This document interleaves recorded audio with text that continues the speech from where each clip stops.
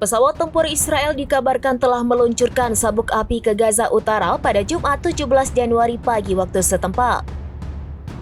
Sebelum itu, Israel juga telah melakukan penembakan peluru artileri ke wilayah Jabalia. Mengutip Palestine Chronicle pada 17 Januari, kabar itu diumumkan lewat laporan dari TV Al-Aqsa pada Jumat 17 Januari 2025. Diketahui terbaru ada aksi di mana pesawat tempur Israel meluncurkan sabuk api di Gaza Utara. Padahal pada malam harinya, yakni 16 Januari malam, dilaporkan bahwa serangan udara Israel juga terjadi.